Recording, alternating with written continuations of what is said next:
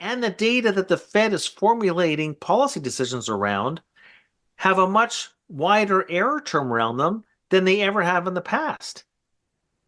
That's where, once again, you get to a classic policy misstep, where this will basically be a major Homer Simpson dough. That's what it's going to be. They were scrambling to raise rates. They'll be scrambling to cut rates. It'll be in a totally different market and macro circumstance than we have right now.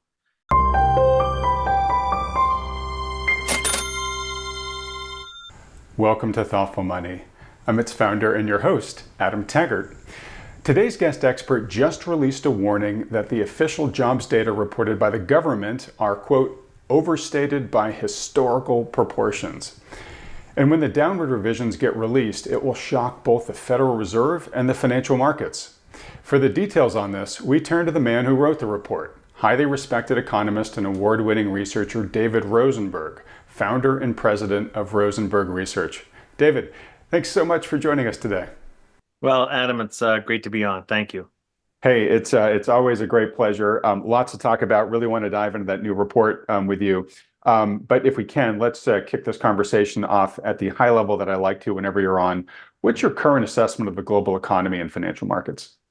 Well, I guess I would refer to it as the Flat Earth Society. So the global economy, I would say, is pretty flat. There's moving parts. Of course, if you look at the U.S., the cleanest shirt in the laundry basket. However, even the mighty U.S. economy, which was growing over 3% last year, saw its GDP growth throttle back to 1.6% in the first quarter. So things in the U.S. are cooling off. Europe is actually surprisingly doing a little bit better. For the most part, another recession was averted, and that's the good news. However, the economy there is pretty stagnant. Japan, I would say, again, pretty stagnant.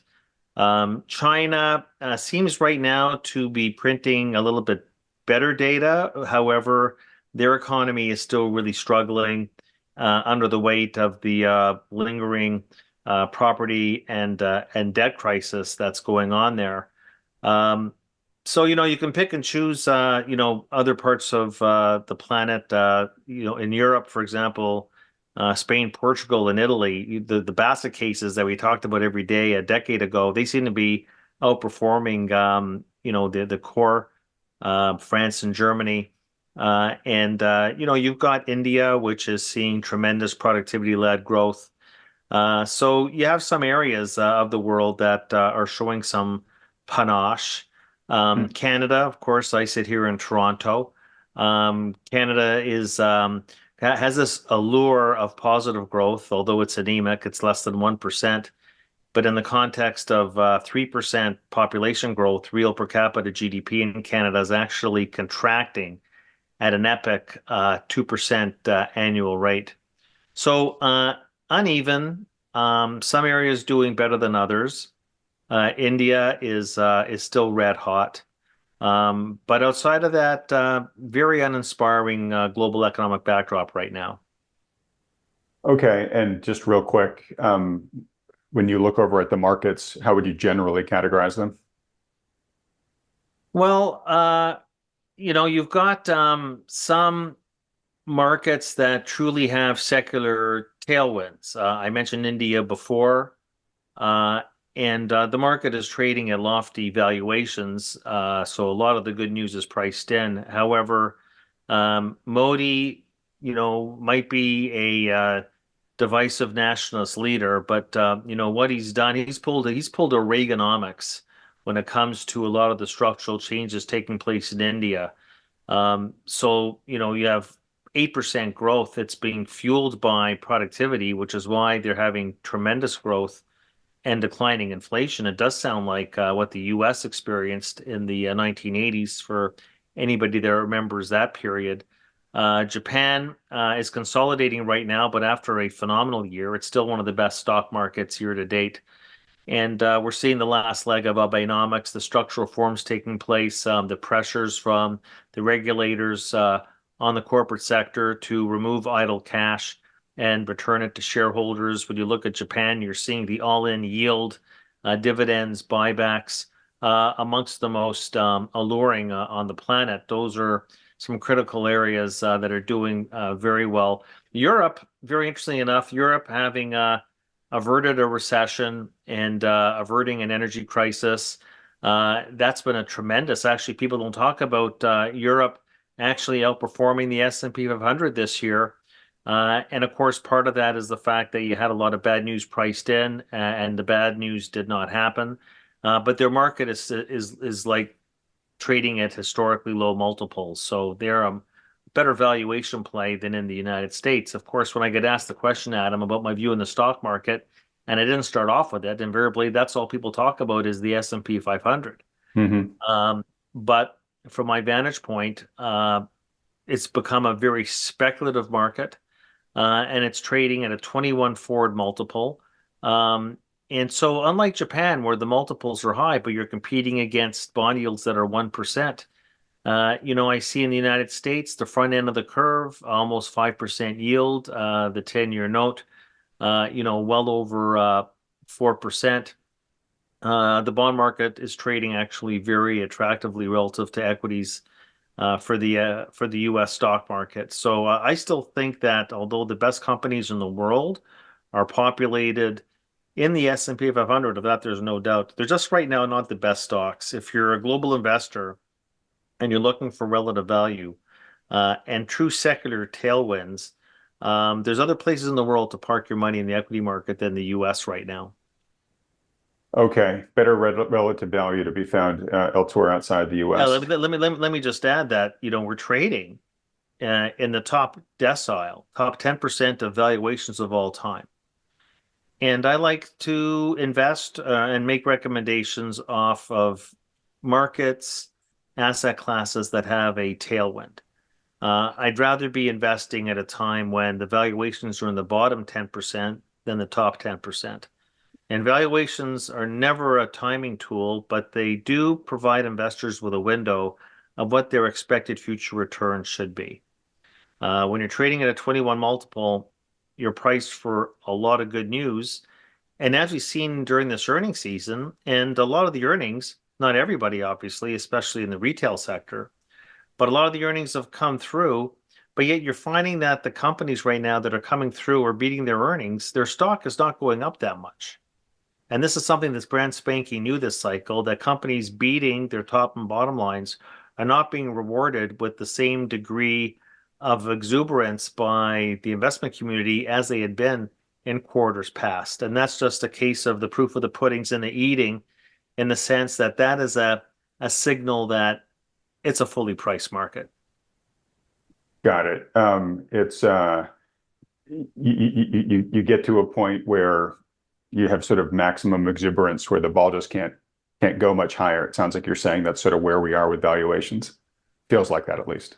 Yeah, look, I would not, I mean, look, we have a very highly concentrated market, that's still dominated by a handful of stocks, but, you can always buy sector ETFs. When people say to me, so I talk about the S&P 500, I talk about it in a global context because I've been recommending for some time that investors take their terrific profits in the US and deploy it to other areas of the market that have lagged behind, and trading at better valuations that actually, tell you the truth, also have greater secular tailwinds.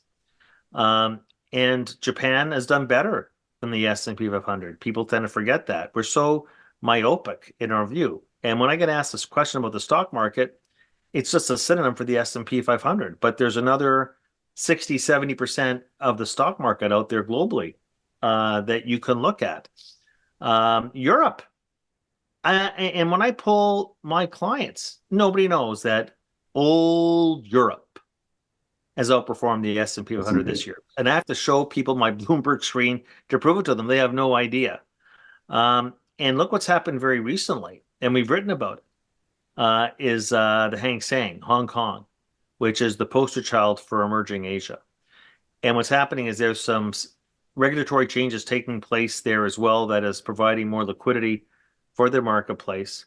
And Hong Kong, which was dead in the water just up until about 2 months ago, is back into an official bull market, and now rivaling year to date what the S&P has provided. So they're trading the Hong Kong market's trading with an 8 multiple, Adam, an 8 multiple, which by the way was where the S&P 500 was trading, an 8 multiple in August 1982. And I'm pretty sure, and you would not have convinced anybody back then, that August 1982 would have been the launching pad for a 2-decade secular bull market. So there's other things in the world that are happening where I think that there's no such thing as a sure thing in this business. Um, no guarantees. But there are other areas of the world that have, I think, better valuations and better tailwinds. So I am not against the stock market one bit, but I don't choose to invest in overvalued, inflated assets within any country. Okay, which obviously makes sense. Who wants to buy overinflated assets? So, all right, David. So, I've talked to you a fair bit over the past couple of years, and I hear you saying relatively, relative to you know, let's say the past year, a lot of these other countries, or past 2 years, a lot of these other parts of the world are actually doing pretty darn well on a relative basis. Growth is still anemic in some of these places. It's not like they're problem free, but you're saying they're doing better than they were. And from a stock market perspective, a lot of them you think offer better value with tailwinds versus the US. This sounds more bullish. I don't want to necessarily say raging bullish, but it sounds more bullish coming from you about the global economy than I believe you were when we talked, say, a year ago. Is that true? And if in your answer, can we just like address the question of, a lot of people thought that definitely a recession was going to come in 2023. It didn't, and we still don't see one on the roadmap in 2024. Did we dodge that bullet, or is there a shoe still waiting to drop here? Well, I'd say, firstly, and putting the global hat on, Europe benchmarked against expectations has been one of the big surprises. Hmm. And now, in absolute terms, like you said, are they doing great? No. But the recession call in Europe looked a lot more ironclad than it did in the US. Now, look, their economy, like, they just printed their latest GDP numbers for the first quarter, and good Lord, if you print a number like a 1% annual rate growth in Europe, it's like break out the champagne. I mean, that's I don't know how you say it in French or German or Spanish, but I mean, 1% growth. The new normal is like that used to be what 4% was decades ago. So yeah, I think Europe, and that's showing up in their stock market because the stock market will always react to what is being priced in. Europe has definitely been an upside surprise, and now the ECB is going to be cutting rates next month. I think what's happened in Europe is their inflation rate has come down dramatically. And the ECB is sounding a lot more dovish than the Fed. They have a super duper competitive exchange rate with the euro, like 107. I mean, you and I both remember when the IPO for the euro back in 1999 was 117 and change, or Hmm. 107. So much like Japan, um, Europe has lower rates than the US. They have a central bank that is less bellicose than the Fed. Uh, and I'd have to say relative expectations have been an upside surprise there. So to get that out of the way. Now, as far as the US is concerned, I think you're quite right. The recession call got jammed up, and got jammed up by what? Well, for example, um, the budget deficit last year exploded by 25%.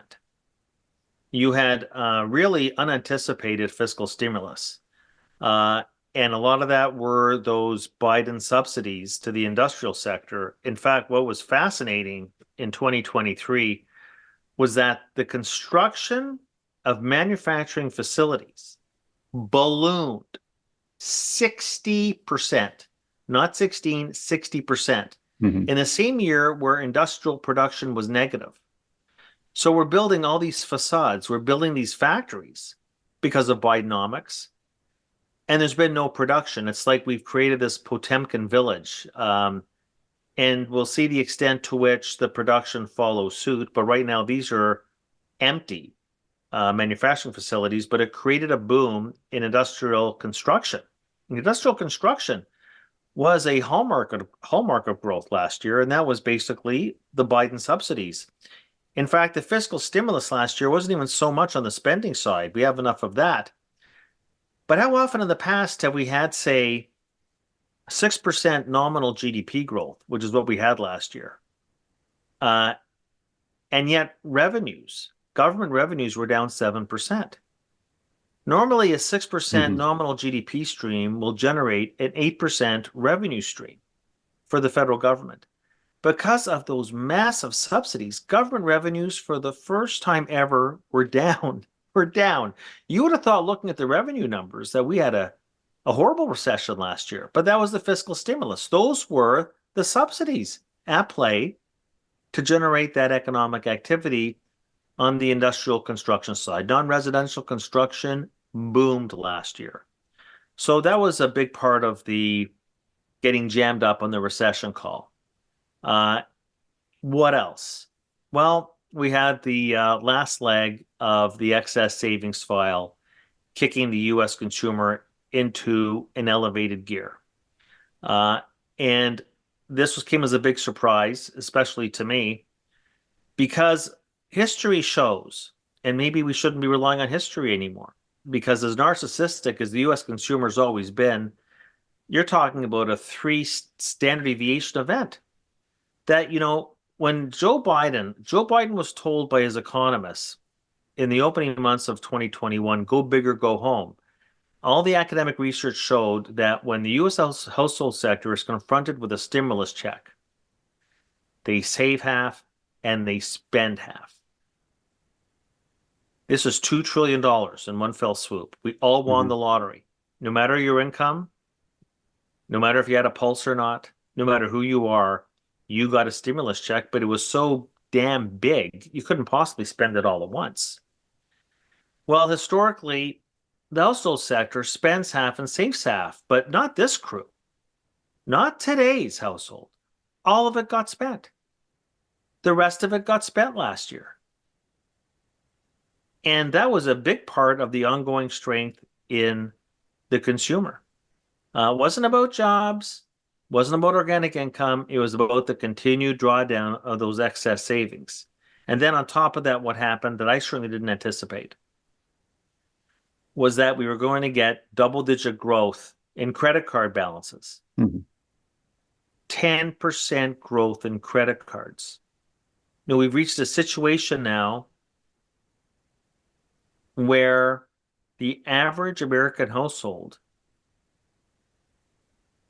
has 4 credit cards. Never happened before. Dad has a credit card, mom has a credit card, Janie has a credit card, and Fido the dog has a credit card. And so that was happening as people who were starting to see that they had spent the last of the stimulus checks then resorted to credit cards, notwithstanding a 25% interest rate on those unpaid balances. Um, and so it is interesting because we could see the quality of these debts because the delinquency rate, and we're not talking about the 30-day, the serious 90-day delinquency rate on credit cards has gone up to where it was in 2011 when the unemployment rate was 9%, not sub 4, which tells you something. And now we're talking about a $1.3 trillion liability. This is as big as subprime was, back in 2007. And I think we should ask ourselves the question, how is it that we could have a delinquency rate this high with the unemployment rate this low? But when you look at the data and you look at the government sector last year and the expansion of the deficit, and then you apply the traditional multiplier impact of that on the economy, and then you weigh in the last vestige of the excess savings file and the boom in credit card borrowing. And that was 100% of the growth in the economy last year. 100%. So the recession call, what stood in the way of the recession call?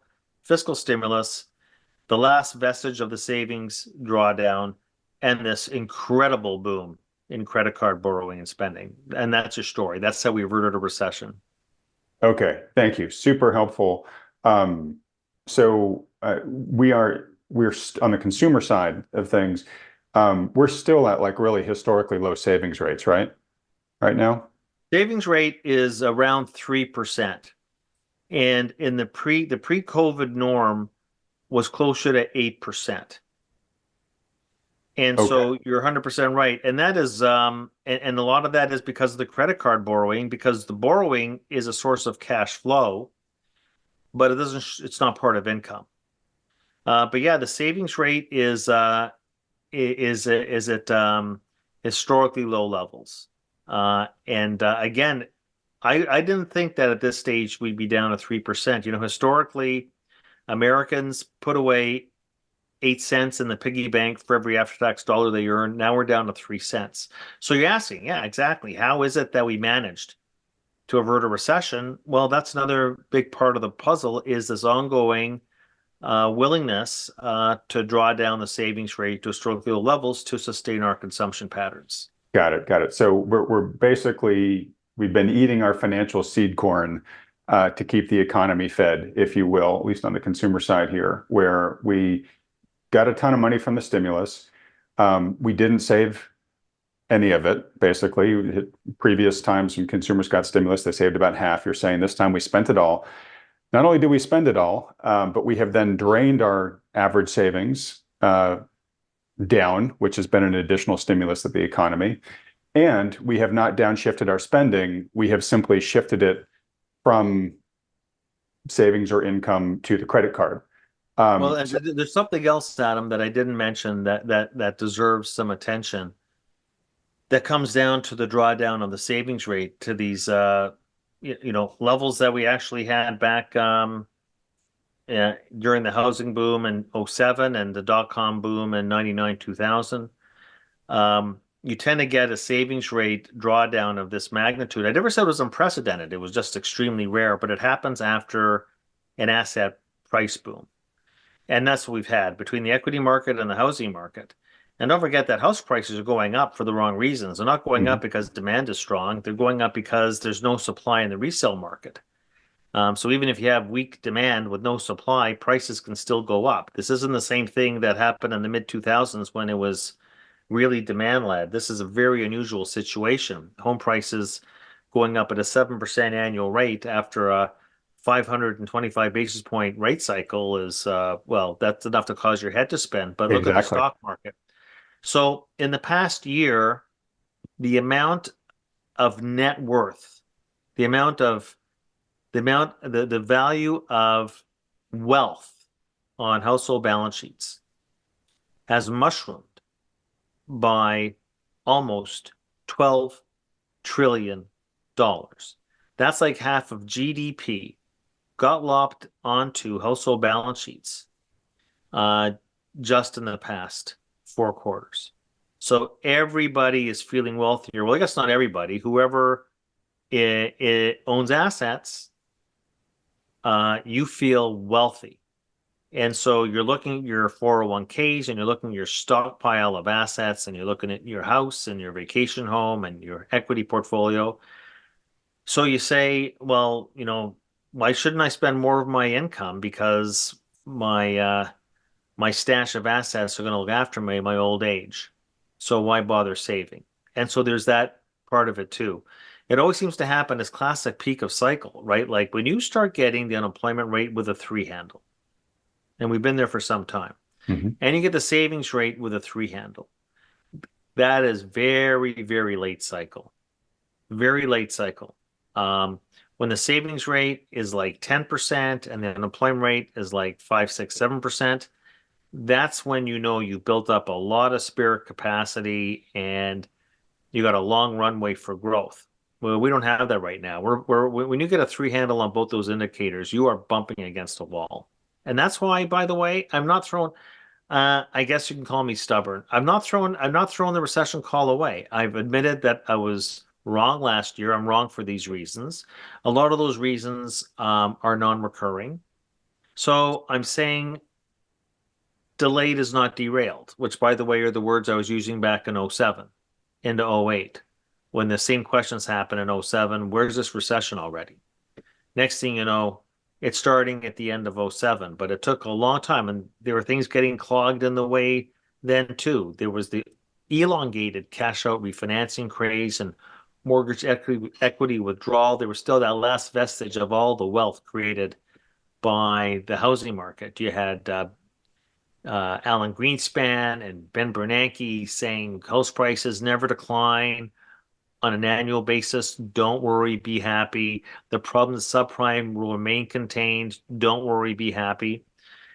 And so, there was that other aspect of, yeah, I'm looking at my McMansion, and why would I bother saving any money? And people drew down their savings rates right up until the point where they couldn't do it any longer. And that started at the beginning of '08. Hmm. So all the people in '07 saying, where's this recession already?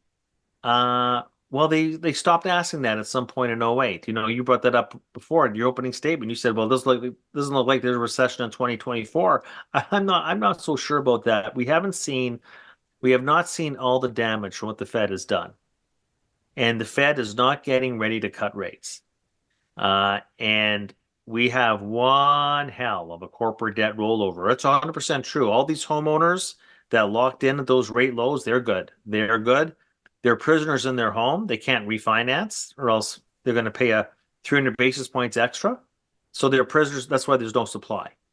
That's why home prices are going up and screwing all the renters or kids living in their parents' basement. They can't afford to buy a home. Right. But the corporate sector, yeah, well, they're facing a $7 trillion debt refinancing at rates that will be on average 300 basis points above the origination between now and 2027. All right. Let me just interject for 1 second here because you're taking this exactly where I want to go. You are talking about something that I talk about an awful lot on this channel, which is the lag effect. That one can make the argument that for the extreme measures that the Fed has taken by hiking rates as high as they have, that we haven't seen the full expression of that yet, and it acts with a lag. It takes a while to get into the economy. It's been potentially pushed out, if you will, by a lot of the factors that you've already talked about here.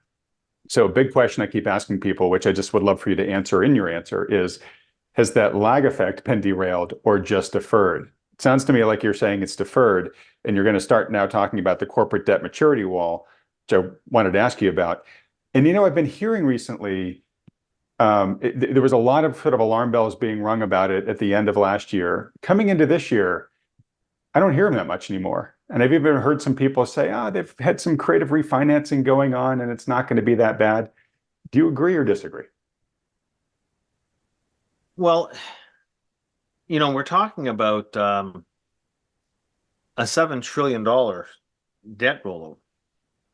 So, I mean, I don't know. Is everybody going to get a workout? All 7 trillion? Like, what percent are going to have creative financing? And we're including small businesses too, not just companies that have corporate debt, but all forms of loans. And the small business sector is paying an average interest rate right now of 9%. Yeah. I mean, it's got to be Um, more than double than what they were yeah, well, what they that's, were paying before, right?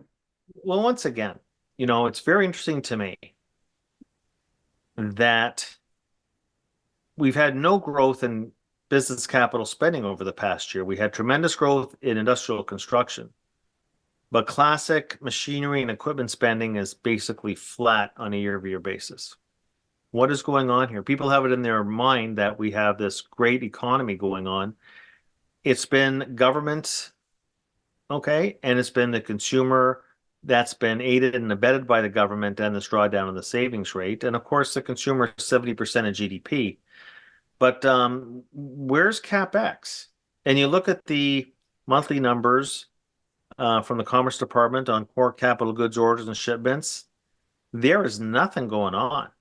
There's nothing going on. And despite all this excitement over AI, well, AI is not the entire economy. There's no growth in capital spending. Why?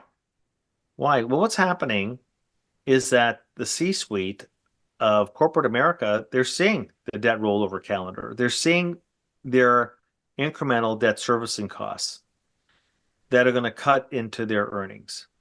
That's why employment is slowing down, and we'll talk about why the numbers are actually worse than they appear at the headline level. But companies right now are being forced to retain their earnings to service the future debt servicing out of their cash flows. That money is not going to go into new hiring. That money is not going to be going into new CapEx. It's going to be going into debt service, and the corporate sector is preparing for it.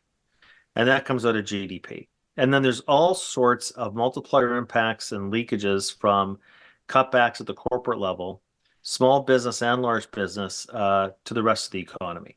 So to say, well, no recession in 2023, therefore there's no recession in 2024 is like me saying back in December in Toronto, well, it didn't snow, so winter's been called off. And think about what a crazy comment that is. Look, people were saying the same thing back in 2000. Where's this recession? Where's this recession? Well, the lags kicked in, guess what? With perfect hindsight in March of 2001. All in 07, 2007, I'm at Mother Merrill. I was shunned. I was ignored and shunned, and it's as if I had leprosy. And the sales force stopped marketing me. It's a miracle that I got ranked an II that year. '07, I was just too bearish, and what do you know? Wrong on the recession call. And what happened in '08 was my calendar was jammed. I was working 24/7. And the clients were saying at the meetings I was at to the salespeople, how come you didn't take Rosie around to see me last year? Well, I'll tell you why. Because everybody believed, like you just said, Adam, I don't want to put you on the spot, but No, no, everybody no, it's said, fine. well, no recession in '07. Well, why would we expect one in '08? No recession in 2023. Why would we expect in 2024? So, yeah, I think that, the lags can be long when you get stuff jammed up along the way. In '07, there was still gargantuan housing related stimulus that kept the Energizer Bunny going right through the end of the year. But nobody at that point thought a recession was coming in '08. And so when did the Fed stop tightening? That cycle was in basically the summer of '06. And the recession didn't start till the end of '07. So the Fed this time, the last rate hike was July of last year. And here we are in May, almost a year after. Yes, there are sometimes the lags are quick, sometimes the lags take longer. But for people to say to me that the US economy, a credit-driven economy, is no longer interest sensitive, and that the business cycle has somehow been repealed, um, what can I say? I stopped believing in fairy tales about 58 years ago. So forgive me. All right. And it sounds like you're saying what you're seeing right now is really rhyming with the previous recessionary periods that you tracked in real time during those Well, eras. every cycle is different. Every cycle has its peculiarities and its unique characteristics, and there's similarities, but they all end at the hands of the Fed, and only when the Fed tightens into an inverted yield curve. The only times in the past where we lucked into a perpetual soft landing, which was in the mid 1960s, the mid 80s, and the mid 90s, the Fed stopped. The Fed stopped before the yield curve inverted, but not this version of the Fed. And it's a different Fed, and they got burnt badly by transitory. They continue to feel as though their credibility is somehow and their integrity somehow is at stake. Nobody wants to be compared to Arthur Burns, that's for sure, especially a chairman heading into his last term. So they're deliberately hawkish. I guess we could argue that the last meeting, Powell wasn't that hawkish. I guess I guess saying that we're not going to hike rates, I guess that classifies as being dovish these days. Yeah, I mean, I was sort of like, I get he reduced QT, but this didn't seem as super dovish to me as a lot of the media has been making out. Well, it's only again benchmarked against what was priced in. I knew. I was getting clients all the time asking me, "Will they hike rates? Will they hike rates?" I knew for a fact that he was going to be asked, and he was just asked repeatedly about whether they're going to hike rates. I mean, the Right. media in the room, they were like a dog with a bone. Hmm. They must ask him 5 times. They hike. Somebody says, "Was a rate hike on the table? Was it discussed?" Couldn't get. I mean, they're not. Look, they're not hiking rates. Question is when are they going to take out the restraint, which is what he said. And the reality is that he's not confident as to when they're going to do it. And I never seen a Federal Reserve so anally retentive on coincidental lagging indicators. I mean, he's telling us what they're looking at. They're looking at the unemployment rate. They're looking at job openings, relative to unemployment. They're looking at the inflation rate. Um, None of those are all lagging indicators. So they're like a central bank that focuses policy on lagging and contemporaneous coincident indicators is a central bank that's going to be destined to making a policy mistake. Always going Maybe to be what it behind was, the curve, right? Yeah. they were behind the inflation curve, and now they're behind the growth curve. And they were behind the inflation curve, and then, who knew the extent to which? And then next thing you know, we have an 18-month, wasn't 18 quarters or 18 years. It was in the 1970s, but they got ahead of it. Uh, but they were slow, and now they're slow in the other direction. I mean, they are like a deer in the headlights. Uh, and so I think that the longer they keep rates at this level, and inflation is coming down, the trend is coming down. It means real rates are going up, and he's already said that the level of confidence they have to have after everything that's happened. And maybe what I have to do is put myself in their shoes. But after everything that happened, when they cut rates, they want to be as close to 100% sure that it's the right timing. Now, nothing's 100%. And the Fed they're like everybody else on this call, they're managing risk. But the risk now for the rest of us is that they're going to wait too long. Mhm. And it's not the first time. This is not monetary policy run by robots, not yet. And as brilliant as they are, they're prone to mistakes. And I think actually, if they had the choice between a recession and inflation, they choose the recession. And the one thing they're not going to tolerate is inflation. So they're going to cut rates. I think they're going to cut them hard. I thought at some point it would be a 2024 story, but they're telling us. And then the election will get in the way. I mean, Powell says we're not political, and they're not really political, but I think they'd rather stay silent, especially around this particular election. So probably more of a 2025 story where rates really come down, and come down hard. Uh, but yeah, I think that there's serious risks. So he addressed them. He addressed the risks of waiting too long, but it's a risk, and they know all this stuff. It's a risk they're willing to take on. Yeah, he said that in the past, where he said, essentially, if we're going to err, we're going to err on the side of tightening too much or for too long because we know how to fix that. We have the stimulus tools in place. It's harder to get inflation under control. Yeah, Well, and yeah, fair enough. sorry, and one other point too, just as I hear what you say is you're concerned that they're looking at coincidence and lagging data, right? So that's the proverbial driving by looking in the rearview mirror. Um, Not only do I think you think they're looking at data that is lagging, but I think you think they're looking at data that is lagging and flawed when it comes to the job market. True? 100%. Um, and I mean, I was telling everybody who reading my daily, do not, or sure, I'll borrow the Joe Biden. Don't. Don't. Don't trade around non-farm payrolls.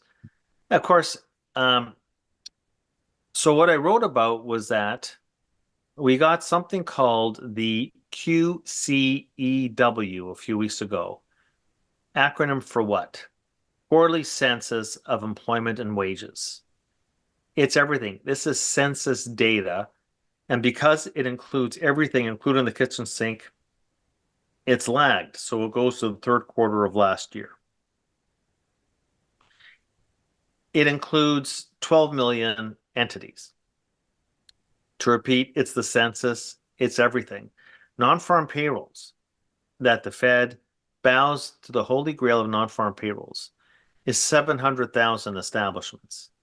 The QCW is 12 million. It's not a Mm. sample. It's not a sample, okay? Plus, the response rate post-COVID in all these surveys, including non-farm, is down around 40%. It's rarely, if ever, been this low. So, what the QCEW showed is that on a year-over-year basis, non-farm payrolls are being overstated by between 800,000 and a million. In Wow. other words, you got to shave the headline numbers by 70 to 80,000. And so why is that? Why is that? Because of the birth death model. And I'm not talking about obstetricians here. I'm talking about that the BLS has a fudge factor called birth death. It is a separate model that they've created, very sophisticated. And then they add on that number to the actual survey. Nobody talks about this. So they try and estimate through their birth death model employment that they don't feel they're capturing by the existing non-farm survey by trying to estimate every month the net creation of business and what that's doing to employment. Now, I don't know what's going on at the BLS because I'm looking at the data. I have up-to-date data, and I could see that business insolvencies are up 35% over the past year. Now, I don't know. That sounds like a bit of a recessionary statistic, although it's Sure. not showing up in a lot of the other data, admittedly. It's not a consumer spending data, right? It has nothing to do with the savings rate. Corporate insolvency is up 35%, and the gross business formation is down 5% over the past year. And what do you know? What do you know? We get Friday's number, and as puny as the 175,000 number was, benchmarked against 240,000 consensus estimate, half of the growth in payrolls on Friday came from that birth death model. Like basically, you're talking more like 80 to 90,000 actually came from the survey. And so when you look at the data, you can see what's going on. They are massively inflated. And now we have the evidence from the QCEW. Not just that, but the QCW also provides wage data. And between the wage data and the employment data in the census, this is not an estimate, that the current government data on income is overstating income by $650 billion. $650 billion of income overstatement, 800,000 to a million jobs. So look, I'm not a conspiracy theorist. I'm just talking about the fact that nobody is playing around with the numbers. It's just that these numbers, which are always flawed, they're based on surveys and they're based on sample sizes. What I'm saying is that the error term around all the data that people are trading around in their personal accounts, because who's not a day trader these days, and the data that the Fed is formulating policy decisions around have a much wider error term around them than they ever have in the past. That's where, once again, you get to a classic policy misstep, where this will basically be a major Homer Simpson dough. That's what it's going to be. So we actually have the bird in the hand. We know $650 billion. Dude, that's not chump change. That's 3% of income is being overstated. Do you know that if the QCW is right, and why wouldn't it be? It is the census data, it is the complete database. Do you know that the savings rate is not 3%? It's 1%. It's 1%. So to propel, like when we're looking at catalysts for what's going to drive the economy going forward, what's the bullish case that the savings rate is actually going to swing negative? We're going to Hmm. desave. So, but the major point is, and this is my big concern, is that the Fed is focused too much on data that has a very wide error term. And I think that, they were scrambling to raise rates. They'll be scrambling to cut rates. It'll be in a totally different market and macro circumstance than we have right now. Um, but I am a little um, concerned that the Fed is focused so much. And I'll tell you, I didn't have this concern back in December, Adam, because in December,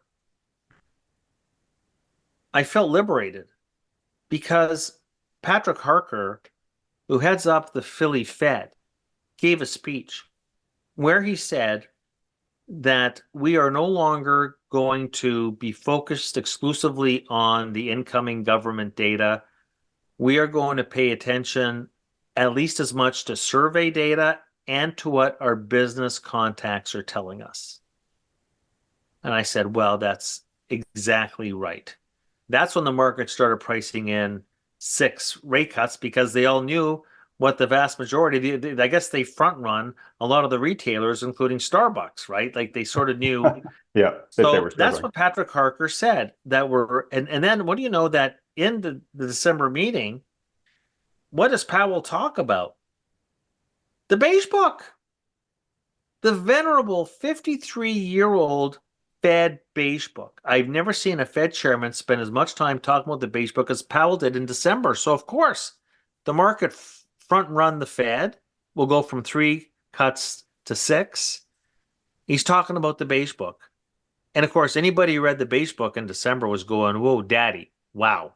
Hmm. It was really weak.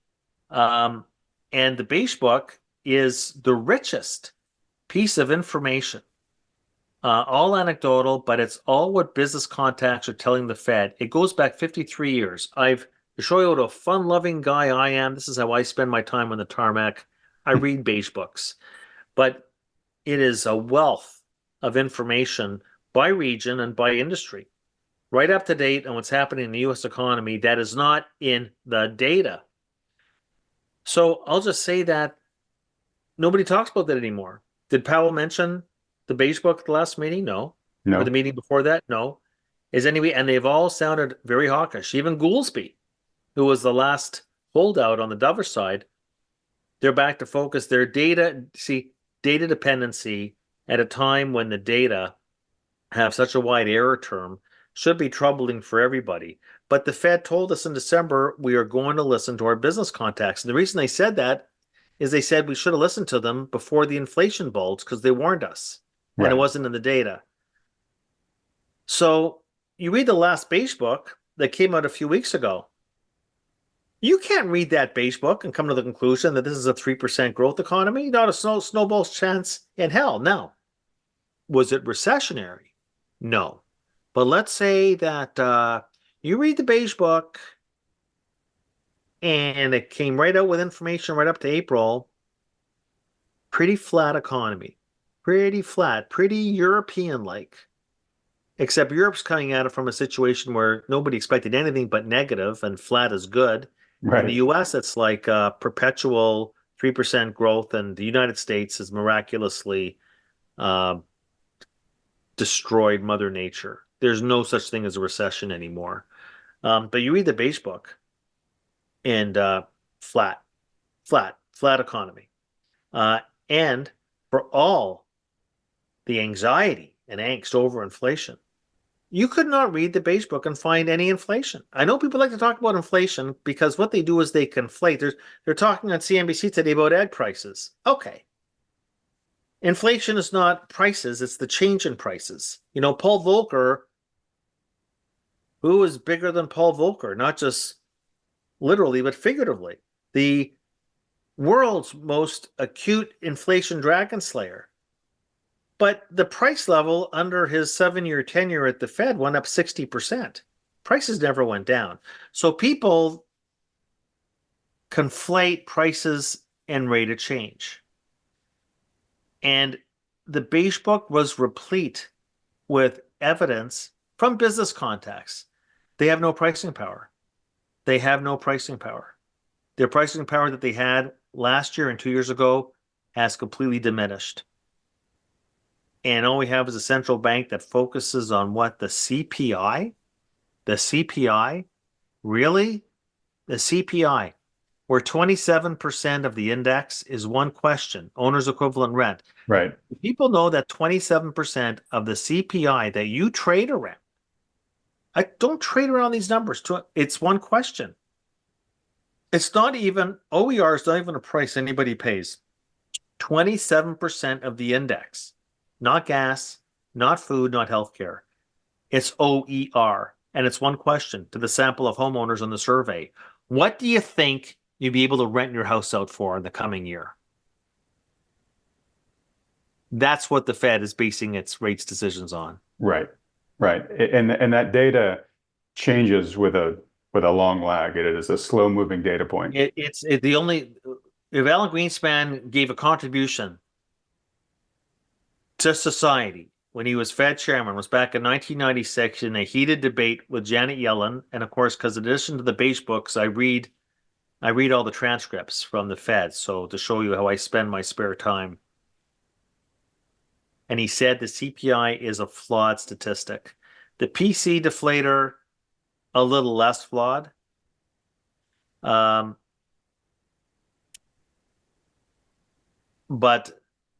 for example, everybody's talking about the inflation bump this year. Everybody's talking about the inflation bump. Sticky inflation. And I wonder, do people actually just talk or do they actually do the research? That 100% of the deviation in the CPI from last year's disinflation trend. Now, I'm not going to say that we haven't had a hiccup. 100% of the hiccup, 100% of the deviation is from insurance. Yeah. Health insurance, auto insurance, property insurance. And those are things that are more of a tax increase. Those are not easy things to substitute away from. Of course, the biggest culprit is auto insurance, which is up 22%. And that's a lag response to the massive increase in claims. However, is that real inflation? It's more like a squeeze on disposable income. Insurance. The inflation has come from three sources. And in fact, when you look at US inflation and you apply it the same way they do in Europe, where by the way, there's no owner's equivalent rent in Europe. So it's something called the HICP, and it puts countries' inflation rates on an apples to apples comparison.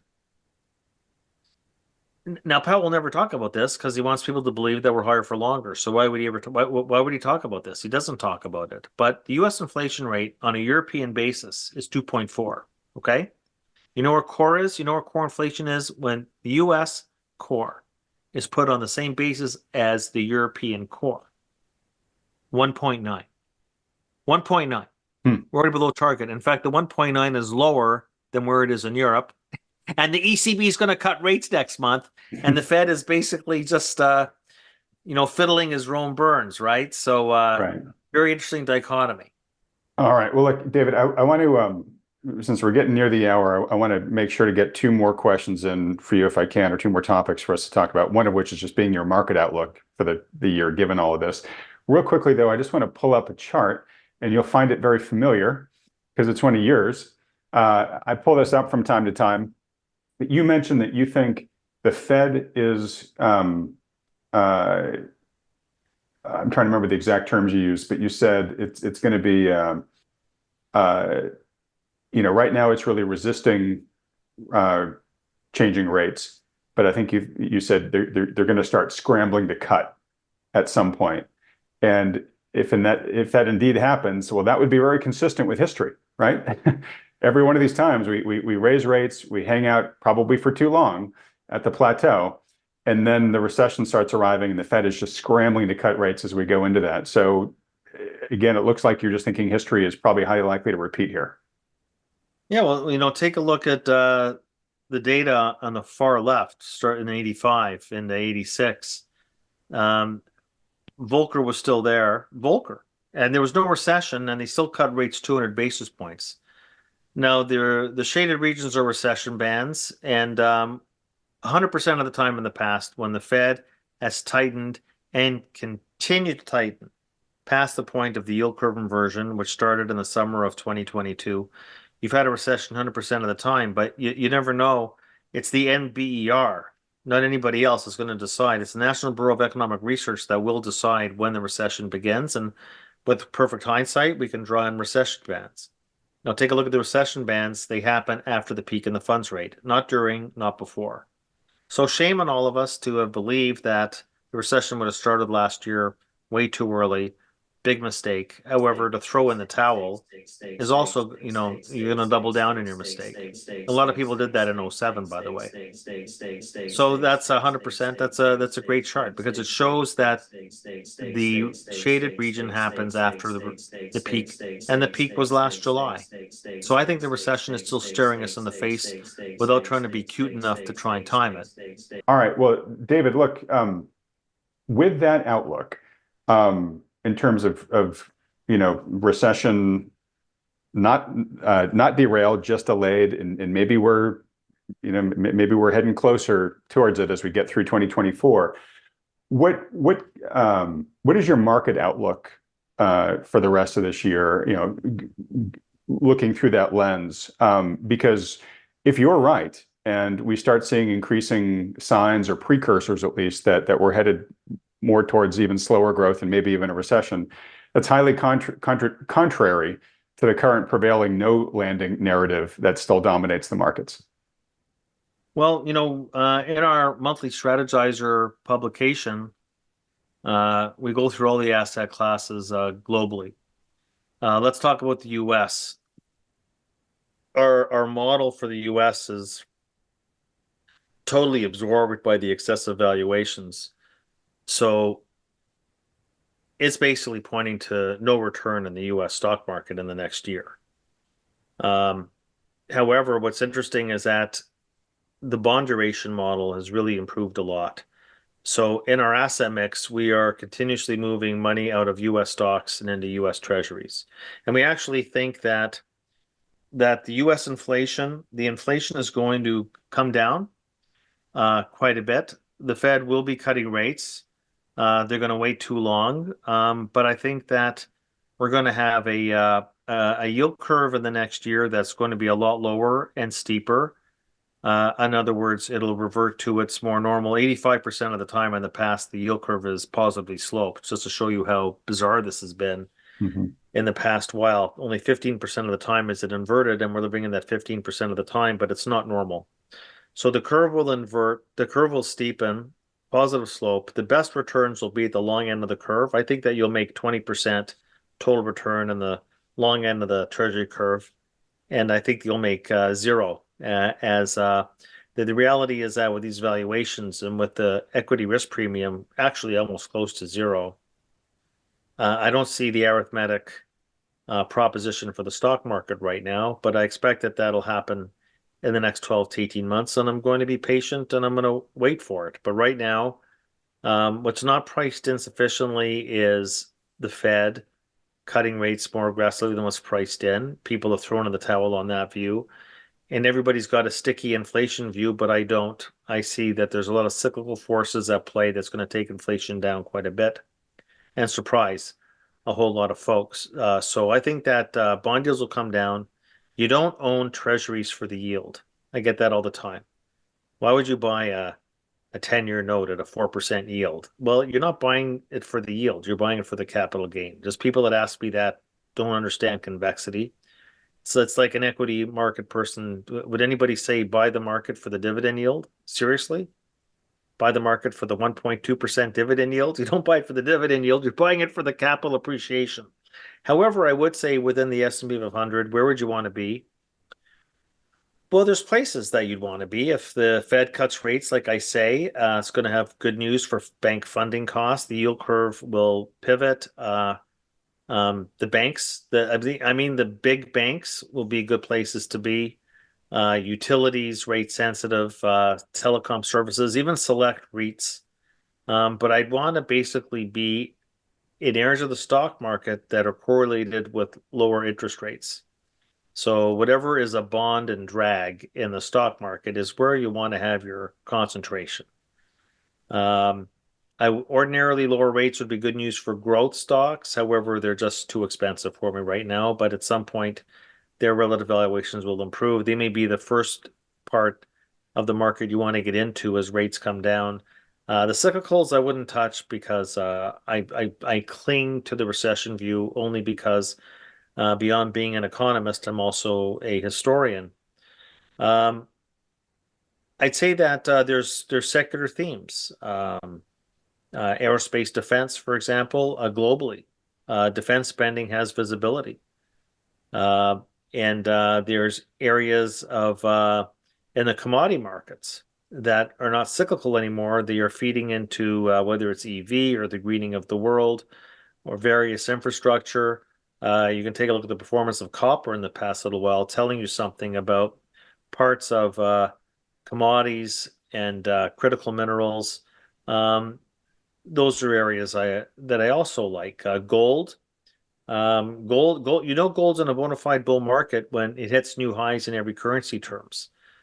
Gold is basically very good place to be when real interest rates come down, and they're coming down globally. So the gold bull market is intact, and it's going to drag silver and platinum and palladium along with it. I can't really comment on Bitcoin because it's just too volatile for me. I'd rather just own the gold.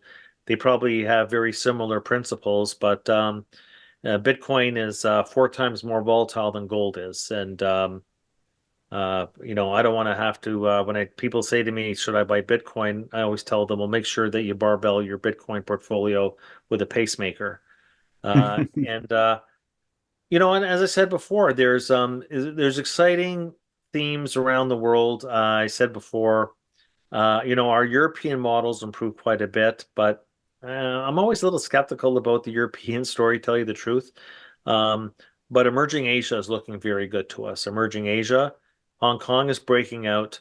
But Japan is a buy and hold for us, and India remains the fastest growing economy. India, I will continue to say, India looks like China did 30 years ago, except they're a democracy and they speak good English. So. That's something else that, again, you want to have a toehold in. All right, fantastic. Thank you. That was wonderful. I really appreciate both the transparency, but the detail that you got into. It's a great list. All right. Well, look, in beginning to wrap up here, I have one last question that maybe we could devote an entire interview to. So it's unfair to me to ask you to just give your thoughts on it, within a minute or two. But I just wonder if there's any credence to this article that I've just seen making the rounds in the past 48 hours. And let me just read this to you. I think I took this from the Financial Times. Um, what if I told you there could be an unprecedented stimulus injection into the US economy that will cost the government nothing and add not $1 to the national deficit? As early this summer, a proposed move could begin to unleash almost $1 trillion into consumers' wallets. By autumn, it could be on its way to $2 trillion. And this is all because last month, the government-sponsored mortgage finance agency Freddie Mac filed a proposal with its regulator, the Federal Housing Finance Agency, to enter into the secondary mortgage market, otherwise known as home equity loans. Is there any there with us? And if Well, so, is this yeah. a good or colossally bad idea? Well, it's just again an idea perpetrated by a uh, uh, a part of the economy that would benefit the most from it, the mortgage bankers. Yeah, so it's just it's like, for example, you coming to me and saying, I just read an article that the retail sector is pushing for an even further acceleration of buy now, pay later policies, which is just a credit card on steroids. Mhm. So yeah, so it's not really anything more than incentivizing people to take on more leverage. That's what it is. Yeah. But could that be There's nothing free there. There's no free money there. It's just basically more leverage into the system to perpetuate the economy. Yeah, I guess if that happened, then you could continue to forestall the recession with more debt accumulation. That's all you're saying. Yeah, okay. So that is one of the big questions I had there was if this were to happen, could it defer the recession even Well, yeah, further well, with that's the beautiful thing about leverage is that it can continue, right? It's just like Chuck Prince said, because that was leverage when he made that comment in oh 07, in the summer of oh 07, got to keep dancing until the liquidity is pulled away. Keep Mhm. you got dance you got to dance to the music. So Now I can't remember who said, the bigger the party, the worse the hangover, but would something like this make the look, inevitable down? here's the problem with that is that it would frustrate the Feds. The Fed is trying to ensure that supply and demand is in balance. So we're talking about a scheme that is going to fuel aggregate demand. What's the Fed's reaction function? You're not coming to me and saying, oh, here's the thing is that we have a new productivity. There's a new productivity thing that's going to cause an acceleration in the growth of supply. When people talk about the immigration boom, it has a supply impact and a demand impact. So the immigration boom is neither inflationary nor disinflationary. I actually thought that Jay Powell answered that question really well at the latest post-meeting press scrum. So we don't operate in a vacuum. So these people will come out and write this article in the FT, and there's a free lunch here of $1 trillion of stimulus. But if it's stimulus that adds to demand growth, the fallout will be that the Fed's next move will not be to cut rates, it'll be to raise rates. You might as well come to me and say, hey, the article said we're going to be getting, no matter what, massive fiscal stimulus next year. It's in the bag. You've heard Mhm. it through Congress. And I'd say, okay, well, it's classic Newtonian physics. Every action has an equal and opposite reaction. And here's the problem. The Fed is not going to accommodate any more fiscal largesse. And I think that if we're talking about $1 trillion of cash flow to the household sector, and most likely all of that will get spent in the economy, Mhm. the Fed's going to raise rates. They're not cutting. So be careful what you wish for. Okay. All right. Well, we'll track this thing, and I don't know what kind of chance it stands or whatnot, but it seems like it could be a pretty interesting curveball if it indeed got enacted. All right, David. Well, look, this has been, as always, just a wonderful discussion. For folks that have really enjoyed this and would like to follow you and your work, where should they go? You just have to Google Rosenberg Research, click on, it'll take you right to the website. You can also go to information at rosenbergresearch.com, and you can also sign up for a free trial that way, or you can send in an email to us or call us, but that'll take you right to the website, and you can just tiptoe from there. All right. Well, look, David, when I edit this, I will put up a link to Rosenberg Research prominently there on the screen so folks know where to go. I'll also put a link, folks, in the description below the video so you can get there with one click. Highly recommend that you go check out David's newsletter. And actually, very kindly, for those of you who are current Macro Pass recipients, if you're a premium subscriber to my Substack, I just talked to David before we turned the cameras on here, and he's interested in becoming a participating contributor there, and that would be fantastic. So stay tuned on that, folks. All right, wrapping up, David, I'm going to ask you one last question. I'm going to do just a little bit of housekeeping first, and that last question is going to be about a big lesson that you've learned. What's one big lesson you've learned across the arc of your career that you think is worthy of sharing with today's audience? Real quick, folks, while he's thinking of his answer to that, if you can let him know how much you appreciated him coming on for this interview and giving so much great information. To do that, just hit the like button and then click the red subscribe button below, as well as that little bell icon right next to it. And if you are looking to perhaps take action in your own portfolio with some of the insights that you learned here from David, unless you're a highly experienced do-it-yourselfer investor with a good track record of doing this on your own, highly recommend that most of the people watching this do that under the guidance of a good professional financial advisor. If you've got a good one who can handle that for you, great, work with them. But if not, if you'd like a second opinion from one who really takes into account all of the macro issues that we talk about on this channel, including the ones that I've talked with David about here, consider scheduling a free consultation with one of the financial advisors that Thoughtful Money endorses by going to thoughtfulmoney.com, filling out the quick short form there. All right, David, back to you here. Very highly successful man across the arc of your career. What's one big lesson you've learned along the way that you'd like to share with folks? Maybe it's something a valued mentor imparted to you. Maybe it's something that the school of hard knocks beat into you, but I'm curious to hear what that might be. Well, I mean, I've been doing this for 40 years, so there's a lot to choose from. Top of mind is Jack Rifkin. And I really advise anybody who's never heard of Jack Rifkin to Google him, Rivkin. He single-handedly took Lehman Brothers from the bottom to the top of research back in the 80s and 90s. And when I got to know him when I was at Merrill Lynch in New York, he was already the CIO of Neuberger Berman. They should actually erect a statue for him somewhere on Wall Street. He was legendary and forward-looking. So when I was in my last year at Merrill, I copied Bob Farrell and did my own rules to remember. Rosie's wasn't 10 rules to remember. It was Rosie's dozen rules to remember. Remember, Bob Farrell's a mentor of mine as well, and Bob Farrell's 10 market rules to remember. So it was a play off that, but it was about economic forecasting and tying in macro and markets. So one of my rules was to always seek out corroborating evidence to your view.